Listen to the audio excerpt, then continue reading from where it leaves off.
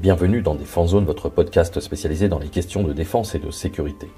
Chaque semaine, en plus de nos entretiens avec des militaires, policiers, gendarmes, entrepreneurs et autres experts du secteur, nous vous proposons un court résumé des actualités qu'il ne fallait pas rater ces derniers jours. Marine nationale. Suite aux informations fournies par des partenaires internationaux, la Marine nationale française, appuyée par l'Office anti-stupéfiants, l'OFAST, a intercepté le 4 novembre dernier, au large de l'Afrique de l'Ouest, un bateau de pêche soupçonné de narcotrafic. Cette opération, menée par l'équipe de visite du Mistral avec le soutien de la section de fusiliers marins, a impliqué un hélicoptère Caïman, 2 gazelles de l'aviation légère de l'armée de terre et un drone S-100 pour la couverture aérienne. La saisie s'est finalement révélée gagnante avec 885 kg de cocaïne à bord du navire qui avait appareillé depuis des côtes sud-américaines en direction de l'Europe.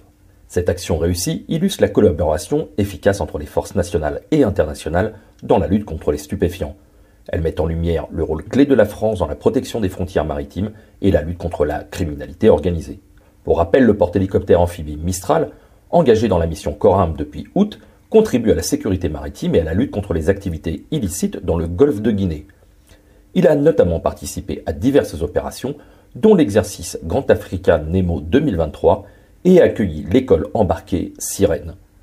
Ce déploiement s'inscrit dans le cadre du concept de présence maritime coordonnée de l'Union européenne et vise à renforcer la sécurité maritime en collaboration avec les partenaires africains et européens. Forces spéciales. En 2023, malgré un budget conséquent, plusieurs commandes d'équipements cruciaux pour les forces armées françaises n'ont pas été finalisées. Le ministre des Armées, Sébastien Lecornu, lors de son intervention sur le projet de loi de finances de fin de gestion, a souligné des retards dans la notification de commandes clés, telles que 42 Rafales, 420 VBMR L Serval. Cependant, un budget supplémentaire de 2,1 milliards d'euros a été alloué pour couvrir l'inflation et anticiper des commandes essentielles.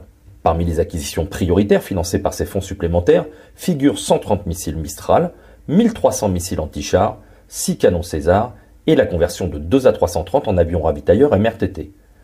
De plus, 8 hélicoptères NH90 en version force spéciale et 35 VBMR Griffon seront commandés, répondant ainsi aux besoins urgents identifiés pour la prochaine loi de programmation militaire 2024-2030. Le NH90 force spéciale sera équipé d'une technologie avancée, incluant une boule optronique Euroflir 410NG et une avionique de pointe. Des modifications permettront l'usage de l'issue arrière pour les opérations d'aérocordage, tout en conservant la possibilité d'autoprotection via les portes latérales.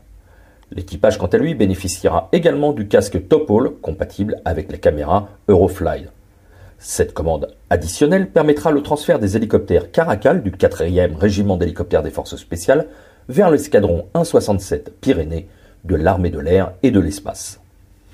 Drone.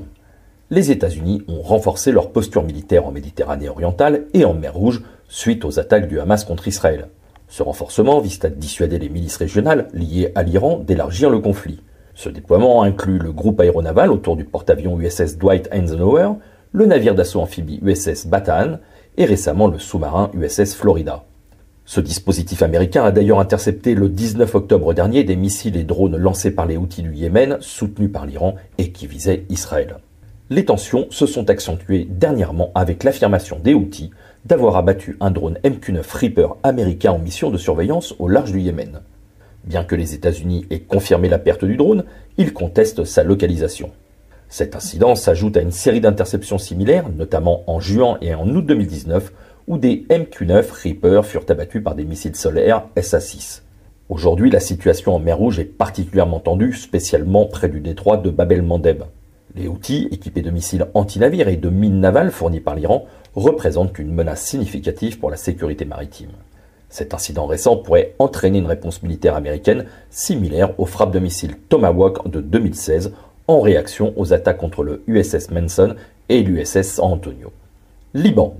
Le discours du 3 novembre du secrétaire général du Hezbollah, Hassan Nasrallah, n'a pas annoncé de guerre ouverte contre Israël, bien que la milice libanaise chiite soutenue par l'Iran soit impliquée dans le conflit depuis le 8 octobre dernier, suite aux attaques du Hamas. Nasrallah a suggéré que toutes les options étaient ouvertes et n'a pas exclu la possibilité d'une guerre totale, ce qui pourrait compliquer la situation de la force intérimaire des Nations Unies au Liban, la FINUL, et impliquer la France qui contribue à ce dispositif avec environ 700 militaires.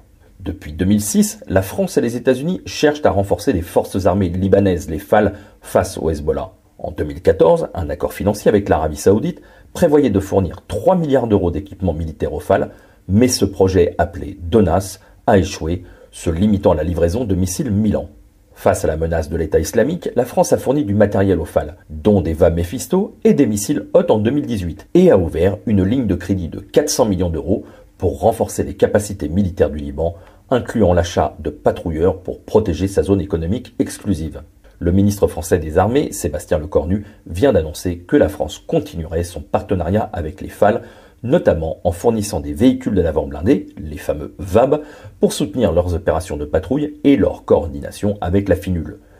Ce soutien vise à prévenir une escalade du conflit et à renforcer la capacité du Liban à gérer ses propres défis de sécurité. Industrie. Le secteur de la défense français vient de recevoir un coup de pouce financier significatif grâce à un amendement qui ouvre la voie à un meilleur accès au financement pour les entreprises de la base industrielle et technologique de défense, les BITD, en particulier les PME. Cet amendement, porté par le président de la commission de défense de l'Assemblée nationale, Thomas Gassillou, le rapporteur spécial du budget de la défense, Christophe Plassard, et Jean-Louis Thériault, propose de diriger une partie des fonds des livrets A et de développement durable et solidaire, les LDDS, vers ces entreprises qui rencontrent souvent des obstacles pour obtenir des financements bancaires et d'investissements. Dans le cadre du projet de loi de finances pour 2024, cet amendement a été adopté suite à l'utilisation par le gouvernement de l'article 49.3, marquant une étape décisive dans le soutien à l'industrie de défense française. Il fait suite à un rapport d'information sur l'économie de guerre qui confirmait les difficultés d'accès au financement privé par les acteurs de la BITD. Les parlementaires, à l'origine de l'amendement, soulignent l'importance de la volonté, des moyens et des symboles pour entrer pleinement dans une économie de guerre. Et cet amendement est présenté comme une contribution à ces trois aspects. Il est également attendu prochainement un rapport sur l'impact fiscal de cette mesure et sur l'efficacité du fléchage des fonds vers la BITD. Histoire. Premier jour de diffusion de cet épisode, nous sommes le 11 novembre.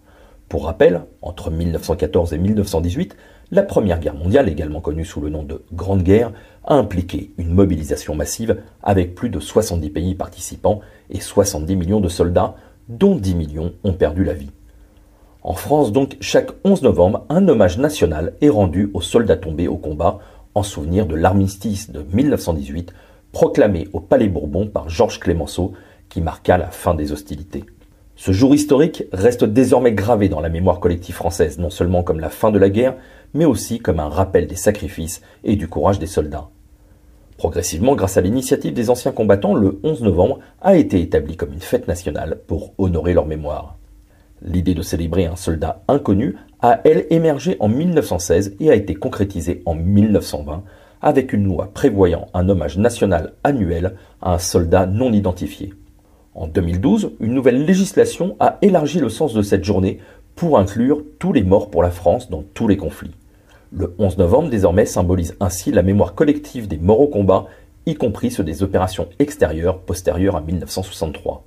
En 2019, le monument national dédié aux morts pour la France en opérations extérieures, situé à Paris, a été inauguré, rendant hommage aux militaires tombés dans le cadre des OPEX. Voilà pour l'essentiel de l'actualité cette semaine. Pour en savoir davantage sur cet univers et pour découvrir tous nos articles et reportages, rendez-vous sur notre site internet défense-zone.com. Pour plus de brefs, d'articles de fond et de photos, nous éditons également tous les 3 mois un magazine papier que vous pouvez recevoir en étant abonné à notre espace premium. Il vous permettra aussi d'avoir accès à des contenus exclusifs sur nos différents supports. Vous trouverez tous les liens nécessaires dans la description de cet épisode. En attendant, nous vous souhaitons une bonne journée et nous vous donnons rendez-vous la semaine prochaine pour un nouveau résumé de l'actualité des forces de défense et de sécurité.